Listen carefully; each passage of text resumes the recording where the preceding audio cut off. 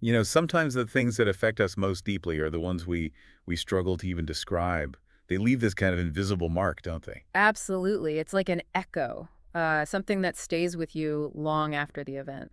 And often it's felt more in the body than, consciously recalled. That feeling, that sense that our bodies hold on to things. That's exactly what we're exploring today. Welcome, everyone. We're doing a deep dive into a really significant book. Bessel van der Kolk's The Body Keeps the Score. Brain, Mind, and Body in the Healing of Trauma. It's a landmark work, truly. It is. Our mission here is to unpack its core ideas, looking at how van der Kolk argues trauma isn't just psychological, but deeply physical, and crucially, what that implies for healing. Yeah, his central point right from the get-go is that trauma is a profound physiological experience. It fundamentally alters the brain, the body. It gets sort of stored in our tissues, our nervous system, showing up as physical symptoms, emotional struggles, relationship issues. Which is why, as he points out, just talking about it doesn't always work, right? Exactly. Traditional talk therapy often misses that crucial bodily component. So let's follow his argument. Part one is called The Rediscovery of Trauma. He starts by laying out the history, how difficult it was for trauma to even be recognized by psychiatry and society. It really was an uphill battle. It was often dismissed or, misunderstood completely. He shares some powerful stories from his early work, doesn't he, with Vietnam vets. Yes, really vivid accounts. He describes their experiences, the flashbacks, the numbness, being constantly on edge, hypervigilant. And crucially, these symptoms didn't fit the standard diagnostic boxes back then. It really highlights the struggle to get PTSD acknowledged as a real condition. It showed this profound loss of self, that emotional disconnection. Precisely, a deep disconnect from themselves and the world. And this was against a backdrop of mental health treatments that were, well, not always helpful. Van der Kolk is critical of the over-reliance on medication, for instance. Right. He argues that meds often just mask symptoms, they don't heal the underlying injury. He talks about learned helplessness, too, how trauma can create this deep-seated belief that you have no control, this pervasive powerlessness. But then came a big shift, which he details, the neuroscience revolution. Ah, yes. This was huge. Brain imaging, things like fMRI scans, suddenly allowed us to see what happens during trauma. We saw that flashbacks activate the emotional, visual parts of the brain, the right hemisphere, the amygdala, but key point, they deactivate areas for language and reasoning. Broca's area, the prefrontal cortex. Which explains so much, like why survivors find it so hard to put words to the experience. Exactly, and why the past feels terrifyingly present, like it's happening right now, not like a memory. So the big takeaway from this first part is really hammering home that trauma is this invisible illness, but with very real physical roots in the brain's alarm system. Absolutely. It's not just in the mind. It's deeply physiological and often profoundly misunderstood. It's far more than a bad memory. Okay, so building on that, part two takes us deeper. This is your brain on trauma. He gets into the nitty-gritty of the neurobiology. Right. He uses the triune brain model, the reptilian, limbic, and rational parts to explain our basic survival mechanisms. And how trauma messes those up. Yeah, essentially, trauma hijacks these systems. The fight, flight, or freeze response gets stuck. The amygdala, the brain's smoke detector, basically stays constantly activated. Meanwhile, the prefrontal cortex, which should help regulate things, gets overwhelmed. It can't function properly. So you're constantly scanning for danger, even when there isn't any. Exactly. And that state of chronic alert makes it incredibly hard to learn from new, safe experiences. The brain just can't integrate them properly. This links directly to the autonomic nervous system, the ANS, which he emphasizes a lot. The sympathetic go system and the parasympathetic rest system. Yes, the balance gets thrown way off. Trauma leads to ANS dysregulation. People get stuck in hyperarousal, anxious, agitated, jumpy. Or the opposite. Or they collapse into hypoarousal, feeling numb, disconnected, dissociated, shut down. Getting the ANS back into balance is absolutely critical for healing. You need that regulation. Which brings us to this idea of disembodiment or dissociation.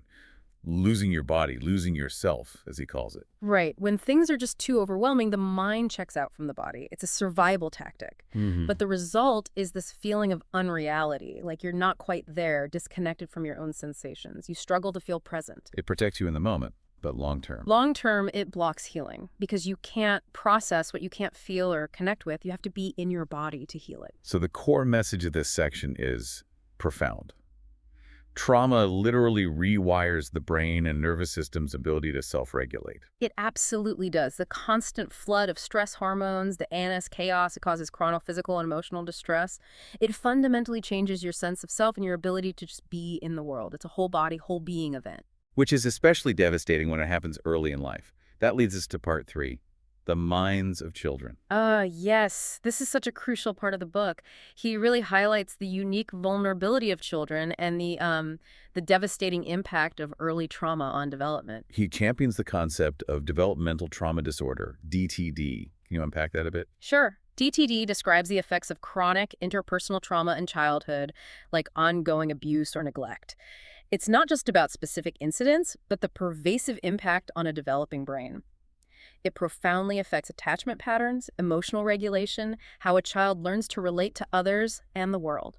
He connects it strongly to attachment theory, how those first relationships build our internal map of safety. And that map is built on fear or unpredictability. The consequences ripple outwards. It impacts everything. Oh, yeah. Focus, memory, learning, managing emotions, forming healthy relationships later in life.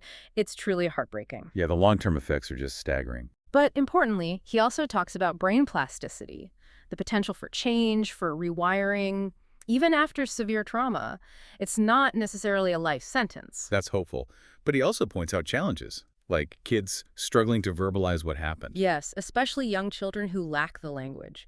And sometimes pushing for verbal recall too soon can even be re-traumatizing.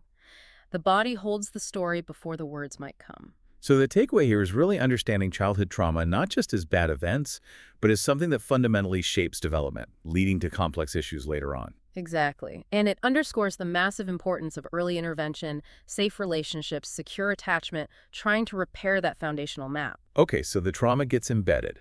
Part 4, the imprint of trauma, the body's story, explores how this imprint lives on, especially in memory. Right. He distinguishes traumatic memory from ordinary memory.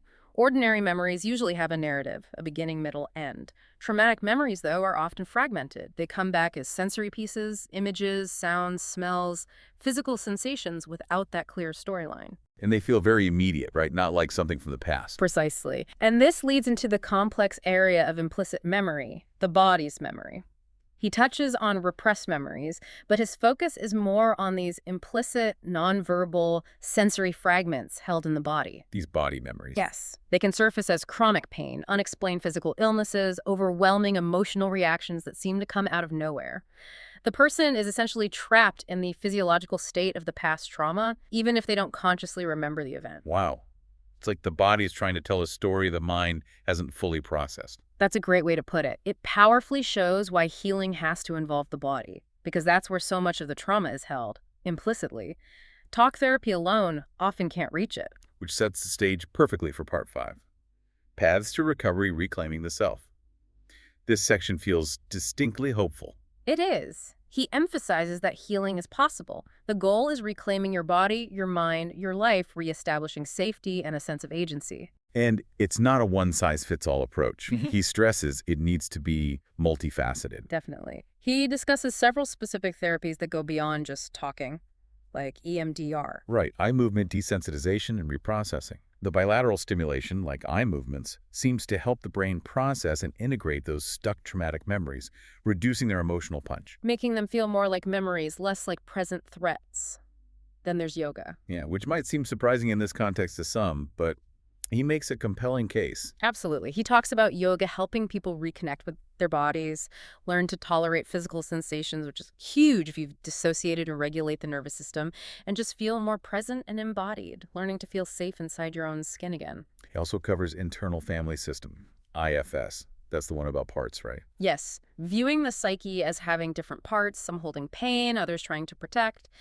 IFS helps people understand these parts with compassion, see their positive intentions, and integrate them. It's about internal harmony. And neurofeedback sounds quite high-tech, training brainwaves. Pretty much. It gives you real-time feedback on your brain activity, allowing you to learn how to shift it towards calmer, more regulated states. It's like physical therapy for the brain, potentially helping to rewire those trauma-affected patterns. Fascinating. And he doesn't just focus on individual therapies either. He talks about communal approaches. Hugely important. Things like synchronized movement, drumming circles, choir singing, even therapeutic theater. These activities tap into rhythm and connection. They help rebuild social bonds, foster a sense of belonging and safety in groups, and restore that feeling of shared humanity and agency that trauma so often destroys. Connection is key. So the path to recovery is really about integration, body, mind, brain, relationships. It's holistic. That's the core message. It requires integrating body-based work, brain regulation techniques, and relational healing to help survivors truly reclaim their lives and feel whole again, moving from fragmentation towards integration. Looking back at the whole book, The Body Keeps the Score, really feels like a monumental work. Oh, unquestionably. Its synthesis is incredible, weaving together neuroscience, psychology, clinical stories. It's just masterful. It feels like it genuinely shifted the paradigm, didn't it? Moving away from just symptom checklists towards understanding the deep underlying wounds. Absolutely. It challenged the standard medical model by putting embodiment front and center.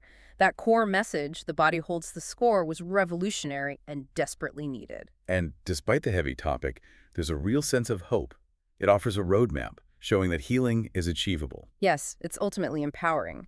And he manages to make complex science accessible through those vivid case studies and clear explanations. It speaks to professionals, but also to anyone affected by trauma. Now, are there any common criticisms or things people should be aware of? Well, it is a dense book. It's long, packed with information, which can be overwhelming for some. And necessarily, the case studies dealing with trauma are graphic, which can be difficult reading. Also, while he introduces many therapies, some might wish for even more detailed how-to guides for each one, though that wasn't really the book's primary aim. Makes sense.